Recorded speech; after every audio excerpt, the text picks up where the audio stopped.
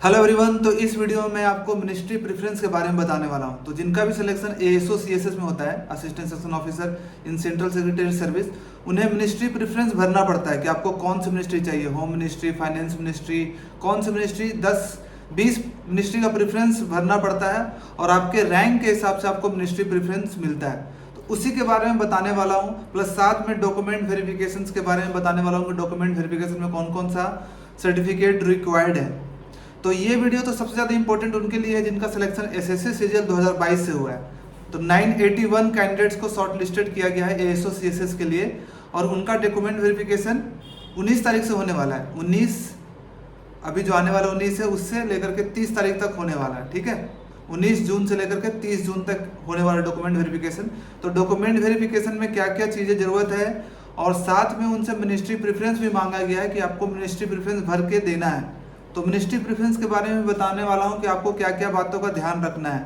ठीक है, बहुत सारे लोगों का डाउट हो रहा है। देखो जैसे क्या क्या डाउट आ रहा है लोगों को कि सर कौन कौन सी मिनिस्ट्री ऐसी जिसमें कि वर्कलोड थोड़ा कम है, किसमें वर्कलोड ज़्यादा है, ऐसा मिनिस्ट्री के बारे में बताइए। तो ये बताने वाला हूँ। प्लस यूपीएससी प्रिपरेशन, बहुत सारे लोग यूपीएससी के प्रिपरेशन के लिए आगे तैयारी कर रहे हैं, तो कौन सी मिनिस्ट्री चूज करें कि यूपीएससी का प्रिपरेशन वो कर सकते हैं आगे, वो बताने वाला हूँ।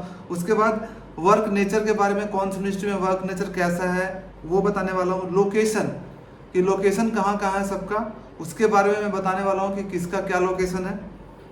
ठीक है, किसका बिल्डिंग कैसा है, इंफ्रास्ट्रक्चर कैसा है वो बताने वाला हूँ। प्लस साथ में और भी वर्क नेचर वगैरह चीज़ें बताने वाला हूँ ताकि आपको मिनिस्ट्री प्रेफरेंस फिल करने में आसानी हो। ठीक है, तो सबसे पहले मैं जाऊंगा कि डॉक्यूमेंट क्या क्या रिक्वायर्ड है। मैंने नोटिफिकेशन जो आया है डीओपीटी का वो पढ़ के देखा है। तो आपको जो डॉक्यूमेंट रिक्वायर्ड है देख लो, आराम से सुन लेना। सबसे पहले क्या क्या डॉक्यूमेंट आपको ले जाना है, ओरिजिनल और अटेस्टेड अपना फोटोकॉपी ले जाना है, मतलब सेल्फ अटेस्टेड। तो क्या क्या चाहिए, ओरिजिनल में चाहिए आपका 10th का सर्टिफिकेट और 10th का मार्कशीट चाहिए, 12th का सर्टिफिकेट, 12th का मार्कशीट चाहिए, ग्रेजुएशन का सर्टिफिकेट एंड ग्रेजुएशन का मार्कशीट चाहिए। जिसका रिसेंटली अगर अभी आप पास आउट हुए तो आपको सर्टिफिकेट ग्रेजुएशन का नहीं मिला होगा तो प्रोविजनल सर्टिफिकेट होता है वो भी चल जाएगा, लेकिन मार्कशीट नेसेसरी है। उसके बाद सबसे ज़्यादा जो इम्पोर्टेंट है वो कैटेगरी सर्टिफिकेट, ओबीसी और ईडब्ल्यूएस सर्टिफिकेट। ठीक है, और एसटी एससी सर्टिफिकेट। तो एसटी एससी ये सब सर्टिफिकेट का तो कोई डेट नहीं होता, कभी कभी चल जाएगा। लेकिन ईडब्ल्यूएस का मेंशन कर दिया गया कि ईडब्ल्यूएस का सर्टिफिकेट आपका 31/3/2023 तक का होना चाहिए। ठीक है, ठीक है, 1 अप्रैल 2022 से लेकर के 31/3/2023 यानी जो इस साल का फाइनेंशियल ईयर खत्म हुआ था ना, उस टाइम तक का सर्टिफिकेट चल जाएगा ईडब्ल्यूएस में। लेकिन ओबीसी में एकदम मेंशन कर दिया है कि ओबीसी में 8 अक्टूबर 2022 से पहले का ही सर्टिफिकेट चलेगा, बाद का नहीं चलेगा, एकदम स्ट्रिक्टली मेंशन है। ठीक है, और ये 3 साल पुराना चल जाएगा, 8/10/2019 से लेकर के 2022 तक का ऐसे होता है, 3 साल वैलिड होता है OBC certificate non creamy level का। तो 8/10/2019 से लेकर के 8/10/2022 तक का सर्टिफिकेट चलेगा ओबीसी में। ठीक है, उसके बाद और क्या सर्टिफिकेट चाहिए, अगर आपका पीडब्ल्यूडी वगैरह है तो वो चाहिए। प्लस साथ में आपको अपना आधार कार्ड, पैन कार्ड ये सब तो ले करके जाना ही है आइडेंटिटी के रूप में। प्लस आपको रिसेंट फोटो भी ले जाना 2। ठीक है, रिसेंट फोटो दो लेकर के जाना, बस इतना सर्टिफिकेट, और सबका फोटो कॉपी करवा करके ले जाना है। ओके, तो ये डॉक्यूमेंट वेरिफिकेशन में चीजें होगी। डॉक्यूमेंट वेरिफिकेशन कहाँ पे होगा, डीओपीटी का जो हेडक्वार्टर है लोक नायक भवन, खान मार्केट, दिल्ली में सभी लोगों का वहीं पे होगा। प्लस साथ में आपको मेडिकल वगैरह ये सब पहले से डॉक्यूमेंट वेरिफिकेशन से आने से पहले आपको और भी चीज़ें भरनी होगी। मेडिकल का सर्टिफिकेट, आप जहाँ रहते हो वहाँ के गवर्नमेंट हॉस्पिटल सीएमओ से सर्टिफिकेट बनवा करके, फिटनेस सर्टिफिकेट वो आपको अपलोड करना है, ऑनलाइन जमा करना है। उसके बाद अटेस्टेशन फॉर्म होता है जिसमें कि सारा डिटेल डालते हो, आप कहाँ रहते हो, आप लास्ट 5 साल में कहाँ कहाँ रहे हो, आपका पेरेंट्स का डिटेल, आपका डिपेंडेंट मेंबर्स, आपका सारा डिटेल्स होता है अटेस्टेशन फॉर्म में। वो डिटेल भी आपको भर करके ऑनलाइन जमा करना है, सबमिट करना है। प्लस साथ में ऑफलाइन भी भेजना है, मेडिकल भी ऑफलाइन भेजना है और ये भी, और ऑनलाइन भी, दोनों। तो ये सब चीज़ें हैं, आप एक बार नोटिफिकेशन पढ़ लोगे तो समझ में आ जाएगा। ठीक है, अब हम चलते हैं कि मिनिस्ट्री का प्रेफरेंस सबसे ज़्यादा इंपॉर्टेंट और सबसे ज़्यादा जो कंफ्यूज है लोग बच्चे इसमें, एएसओ जो रिसेंटली वाले हैं वो, कि मिनिस्ट्री का प्रेफरेंस क्या करना चाहिए।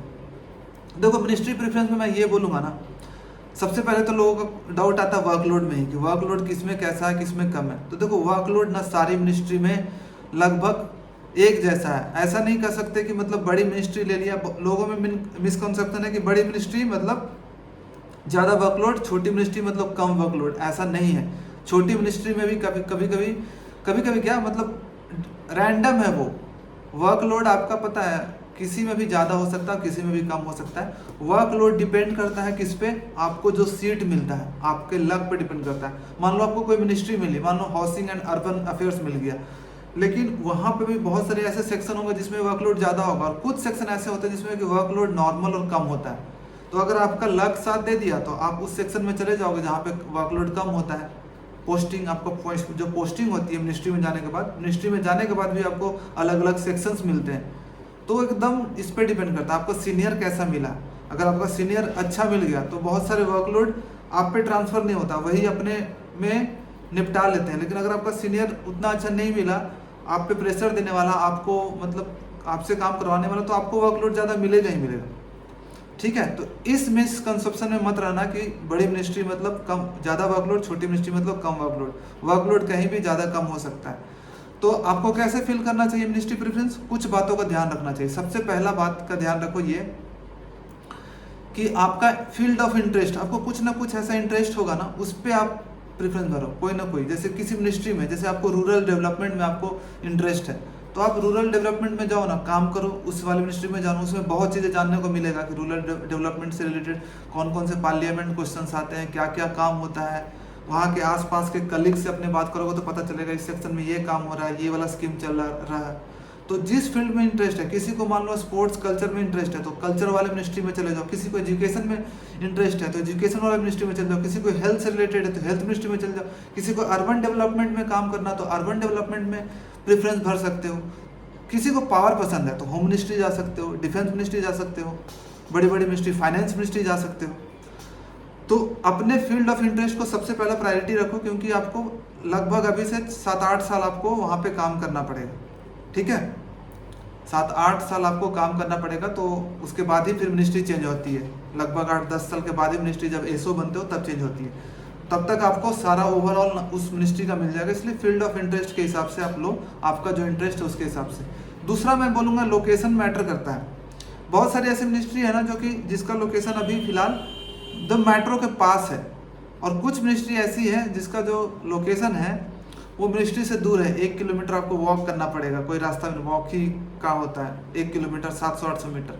तो वो भी आप देख सकते हो, क्योंकि ना ये मैटर करता है थोड़ा सा। जब आप वॉक करके जाते हो, गर्मी रहती है, ठंडी रहती है, तो आपको जाने का मन नहीं करता थोड़ा सा हर दिन वॉक करना, ये करना, तो वो भी थोड़ा मैटर करता है। जैसे नॉर्थ ब्लॉक और साउथ ब्लॉक जो है ना, वो मेट्रो से लगभग 600 से 700 मीटर दूर है। तो आपको हर दिन वॉक करके आना पड़ेगा 10 मिनट का, और 10 मिनट वॉक करके जाना पड़ेगा, गर्मी हो, ठंडी हो, बरसात हो। तो वो देख लो। और नॉर्थ साउथ ब्लॉक में कौन कौन सी मिनिस्ट्री है, कौन कौन से बिल्डिंग में, इसका मैंने एक यहाँ पे देखो इमेज डाल दिया, या फिर मैं टेलीग्राम पे डाल दूंगा पिक अपना। ठीक है, टेलीग्राम का लिंक आपको डिस्क्रिप्शन में मिल जाएगा, वहाँ पता चल जाएगा कि कौन कौन सी बिल्डिंग में कौन कौन सी मिनिस्ट्री और उसका नियरेस्ट मेट्रो स्टेशन कौन सा है। तो ये रिसर्च करना जरूर, जो सबसे ज़्यादा नियरेस्ट है मेट्रो स्टेशन के वहाँ लोगे तो अच्छा। जैसे ही मेट्रो से निकले अपना बिल्डिंग में चले गए, अपने मिनिस्ट्री में चले गए। नॉर्थ साउथ ब्लॉक है, दूर है, जैसे निर्माण भवन है और उद्योग भवन हो गया, और तुम्हारा कृषि भवन है और शास्त्री भवन है। ये 4 बिल्डिंग जब मेट्रो के पास ही हैं, एकदम वॉकिंग डिस्टेंस पे है, 2 मिनट 3 मिनट का डिस्टेंस है। तो यहाँ पे मिनिस्ट्री रिसर्च करना कि कौन कौन सी मिनिस्ट्रीज है। ठीक है, उसके बाद लोग पूछते हैं कि हाँ यूपीएससी प्रिपरेशन के लिए कौन सी मिनिस्ट्री अच्छा होगा। देखो मैं बोलूँगा ना, यूपीएससी एएसओ का जॉब करके प्रिपरेशन करना आसान नहीं है, डिफिकल्ट होगा। आपके लक पे डिपेंड करता है। आपको ऐसी मिनिस्ट्री मिल गई हाँ जिसमें कि अच्छा है, वर्कलोड थोड़ा कम है, तो आप साथ साथ में कर सकते हो, लेकिन इतना ज़्यादा टाइम नहीं दे पाओगे कि आप प्रिपरेशन कर लो। आपको सैटरडे संडे ही या फिर ऑफिस के बाद ही काम करना पड़ेगा, क्योंकि ऑफिस में आप नहीं पढ़ पाओगे, ये जान लो। ठीक है, ऑफिस में तो नहीं पढ़ पाओगे, क्योंकि ऑफिस में क्या होता है ना कि मान लो 1 घंटे के लिए फ्री हो, लेकिन 1 घंटे के बाद रिसीट आ गया, कोई कुछ बोल दिया, तो आप बीच में डिस्टर्ब हो जाते हो। और पढ़ाई के लिए चाहिए कि आपको कांस्टेंट 3-4 घंटे तक कोई डिस्टर्ब ना करे, जो कि ऐसा जनरली नहीं होता है मिनिस्ट्री में। आपको कभी ना कभी थोड़ा मोड़ा काम कोई बुला लिया, सीनियर या फिर कुछ ऐसा हो जाता है। हाँ, पर ये बोल सकते हैं कि कौन कौन सी मिनिस्ट्री में कि आपको लगभग जो टाइमिंग है फिक्स है कि 9 to 5 ही है, उसके बाद एक्स्ट्रा आवर ना बैठना पड़े। तो जनरली सारी मिनिस्ट्रीज है ना 9 to 5 अगर जॉब करोगे तो उतना ही चलता है, मतलब कम ही कुछ मिनिस्ट्री होती है जिसमें कि आपको जितना टाइम होता है उससे ज़्यादा देना पड़ता है, टाइम बैठना पड़ता है। मैक्सिमम मिनिस्ट्री में आप अपना टाइम पे अच्छे से काम करते रहोगे तो टाइम पे चले जाओगे, आधे घंटे 1 घंटे ऊपर नीचे हो सकता है, लेकिन मैक्सिमम लोग टाइम पे चले जाते हैं। ठीक है, वर्क नेचर के बारे में मैंने बता दिया कि जिस टाइप का मिनिस्ट्री वैसे ही, मान लो ट्राइबल डेवलपमेंट है तो वहाँ ट्राइबल से रिलेटेड काम होगा, सारे ट्राइबल्स के बारे में तुम जानने लगोगे कि ये ट्राइबल वो ट्राइबल, ये उससे रिलेटेड जितने भी चीज़ें हो रही होगी उसी का। मान लो साइंस टेक है तो साइंस टेक के बारे में जानते रहोगे। मिनिस्ट्री ऑफ वाटर रिसोर्सेस है तो वाटर रिसोर्सेस से जितना भी स्कीम चल रहा है, जो भी चीज़ें चल रही है, तो वो तो वर्क नेचर तो आपको मिनिस्ट्री का नाम से ही पता चल जाएगा कि यहाँ पे किस टाइप का काम होगा। अब उसमें भी सेक्शन डिपेंड करता है, अगर आपको एडमिन सेक्शन मिल जाएगा तो सारे मिनिस्ट्री में एडमिन का तो काम की सेम ही होता है, ऑफिस छुट्टी वाले इशू करना, मेडिकल क्लेम को देखना, छुट्टी का क्लेम का देखना और बाकी चीज़ों का देखना, ट्रांसफर पोस्टिंग देखना अगर एडमिन में होता है तो। नहीं तो बाकी अगर सेक्शन आपको मिलता है कोई स्कीम से रिलेटेड तो वहाँ पे स्कीम से रिलेटेड आपको काम करना पड़ेगा। ठीक है, हाँ, बिल्डिंग एंड इंफ्रास्ट्रक्चर देखो अभी तो सेंट्रल विजिट आने वाला तो 3-4 साल में मुझे लगता है सारी बिल्डिंग रिनोवेट हो जाएगी, सारी बिल्डिंग चेंज हो जाएगी। लेकिन अगर अभी देखा जाए किसकी बिल्डिंग अच्छी है तो लगभग ओवरऑल सबका बिल्डिंग लगभग एक जैसा ही है। ठीक है, अगर मेरा पर्सनली अगर मुझसे पूछोगे तो कौन सा इंफ्रास्ट्रक्चर अच्छा है, मैं घूम कर सारे देख चुका हूँ, तो देखो नॉर्थ ब्लॉक साउथ ब्लॉक बाहर से देखने में बहुत अच्छा लगता है, तो अंदर से लेकिन इंफ्रास्ट्रक्चर उतना अच्छा नहीं है। पुराने ज़माना का जो बना हुआ है ना तो उसी टाइप का लुक आता है अंदर में। ठीक है, बाहर से आपको देखने में बहुत अच्छा लगेगा क्योंकि मोनूमेंट टाइप का है, बट अंदर से वही जो पुराने वॉल्स वगैरह ये सब पुरानी सीढ़ियाँ बनी हुई है नॉर्थ ब्लॉक साउथ ब्लॉक में, तो उतना अच्छा इंफ्रास्ट्रक्चर अंदर में नहीं है। लेकिन अगर बाकी मिनिस्ट्री में देखोगे तो मुझे निर्माण भवन अच्छा लगा, वहाँ पे पार्किंग स्पेस अच्छा है और काफ़ी बिल्डिंग भी अच्छा है, बिल्डिंग का इंफ्रास्ट्रक्चर भी अच्छा है, तो निर्माण भवन अच्छा है और कृषि भवन भी अच्छा है।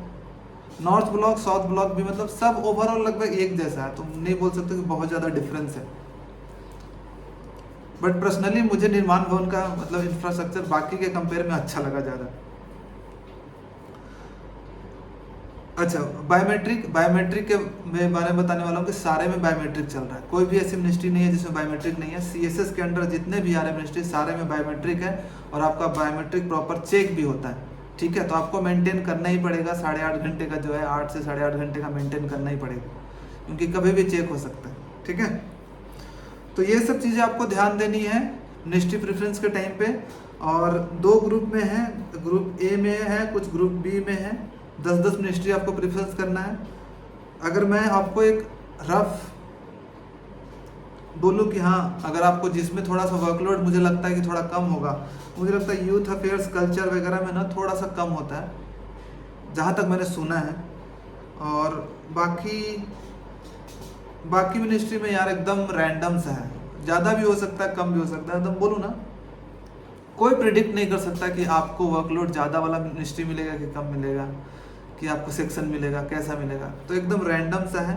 आप अपने फील्ड ऑफ इंटरेस्ट के हिसाब से जाओ, बट ये यूथ और कल्चर में जा सकते हो, इसमें जनरली कम होता है और बाकी अपने हिसाब से भर लेना बाकी। ठीक है, थोड़ा रिसर्च कर लेना, किसी और से पूछ लेना, और अगर आपको फिर भी डाउट है कुछ तो आप कमेंट बॉक्स में लिख सकते हो कि आपको क्या डाउट हो रहा है, मैं उसका रिप्लाई करने की कोशिश करूँगा। ठीक है, तो ये था डॉक्यूमेंट वेरिफिकेशन।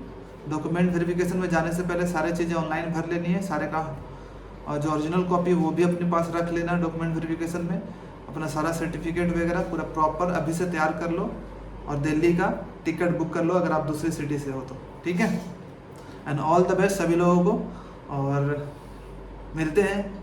अगर मौका मिला तो हम लोग आप लोग से भी मिलेंगे, जितने भी एएसओस आ रहे हो जरूर मिलेंगे दिल्ली में, क्योंकि सब दिल्ली में ही रहोगे, तो याद करना जरूर मिलेंगे। ठीक है, चलो bye bye, bye bye, all the best.